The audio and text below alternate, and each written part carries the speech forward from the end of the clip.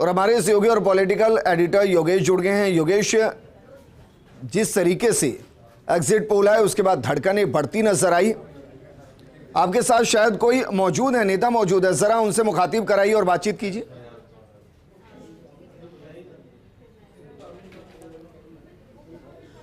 देखिए, विजेंद्र अमीन कागजी हमारे साथ है। किशनपोल से वो कांग्रेस के विधायक है, उम्मीदवार है अभी किशनपोल से कांग्रेस पार्टी के।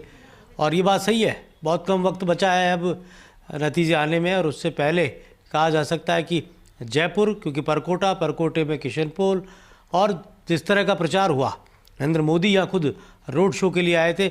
और मैं इनसे बात इसलिए भी मुखातिब हो रहा हूँ कि सबसे ज़्यादा जो एरिया कवर हुआ था उस रोड शो का, वो आपका क्षेत्र था। किशनपोल बेल्ट को ज़्यादा मतलब 100% कवर किया था। अमीन भाई, किस तरह से देखता है, नतीजे आ रहे हैं, लगातार आप सक्रिय भी रहे जनता के बीच, क्या लगता है, क्या उम्मीद की जाए? देखिए, सबसे पहले तो बड़ी खुशी की बात यह है कि राजस्थान में रिवाज बदलने जा रहा है और सरकार बदलने नहीं जा रही है। सरकार कांग्रेस की रहेगी और कांग्रेस की सरकार थंपिंग मेजॉरिटी से वापस बनेगी। उसके पीछे बहुत सारी वजूहात हैं। कहीं ना कहीं अंडर करंट है हमारी स्कीम्स को लेके, जो हमने पिछले 1 साल में जो कवर अप किया है।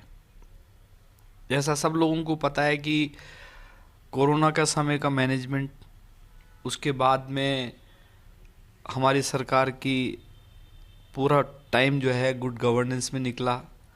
उसके बाद हमारे महंगाई राहत कैंप, लोगों को घर घर राहत पहुंचाना, क्योंकि कोरोना में एक समय ऐसा निकला कि आर्थिक स्थिति हर व्यक्ति की कहीं ना कहीं गड़बड़ाई है। उसको हमने एक संबल दिया।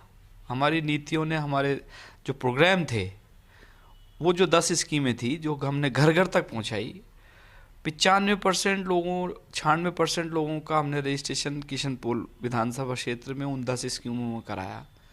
फिर उसके बाद में अंडर करंट इस बात का है कि महिलाओं को एक अधिकार मिले, महिलाओं को 500 रुपये में सिलेंडर मिला, पेंशन मिली, 100 यूनिट बिजली की फ्री मिली।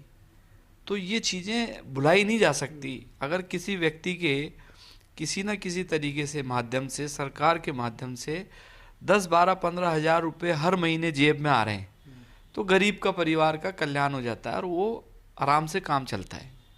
महिलाओं के लिए, जहाँ तक किशनपोल विधानसभा क्षेत्र की बात करें, मैं बहुत सौभाग्यशाली हूँ कि बहुत इतना अच्छा एरिया है मेरा कि महिला उत्पीड़न के कोई केस आपने देखे नहीं।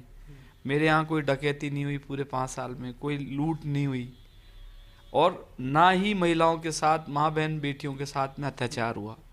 तो हमारा शहर परकोटा बहुत अच्छा है। नहीं, लेकिन सवाल ये उठता है कि पीएम का रोड शो होता है और जैसे हवा महल में बीजेपी ने उम्मीदवार उतारा, महंत को उतारा, बाल मुकुंदाचार्य जी को, तो ये एक बात फैली कि वोटों का दुर्विकरण हुआ, हिंदू और मुस्लिम वोट पोलराइज हुए।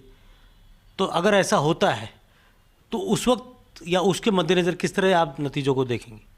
देखिए, मैं ये बात मानने को तैयार नहीं हूँ कतई, क्योंकि मैं किशनपोल विधानसभा क्षेत्र के लोगों के सेंटिमेंट समझ रहा हूँ। मुझे भी यहाँ राजनीति करते हुए 10, 12, 15 साल हो गए। दूसरा इलेक्शन, तीसरा इलेक्शन मैंने लड़ा है। यहाँ के लोगों को अब एक बात ये समझ में आ गई कि कौन व्यक्ति यहाँ काम कर रहा है, किस मन शक्ति के साथ काम कर रहा है, क्या उसकी भावना है। किशनपोल के लोगों की बात तो ये रही। पोलराइज करने की कोशिश भारतीय जनता पार्टी करती है। नरेंद्र मोदी आए, 1 घंटे 40 मिनट का उन्होंने एक रोड शो निकाला, मेरे ख़ास तौर से किशनपोल विधानसभा क्षेत्र के लिए बहुत बड़ी बात समझता हूँ मैं इसको। फिर भी हम इलेक्शन जीत रहे हैं, आप देखिएगा 100%, बहुत ज़्यादा मतों से। पिछली बार मैं 8,000 समथिंग वोटों से जीता था, आपके मैं 10,000 से ज़्यादा से। अशोक गहलोत को जादूगर तो कहते हैं लोग सियासत का, लेकिन अगर ये चुनाव अशोक गहलोत ने रिवाज बदल दिया, कुछ एग्जिट पोल कांग्रेस के बारे में भविष्यवाणी कर रहे हैं, तो ये तो चुनाव ही पूरा अशोक गहलोत का था। निश्चित तौर से आप ये देखिए कि गांव, ढाणी, देहात में महिलाओं का परसेंटेज बढ़ा है। हमने जो गारंटी दी, हमने जो गारंटी 7 स्कीमों की दी, हर महिला की घर की मुखिया को हमने 10,000 रुपये देने का वायदा किया। हर बच्ची को हमने मोबाइल, पहले 1 करोड़ 4 लाख मोबाइल दिए,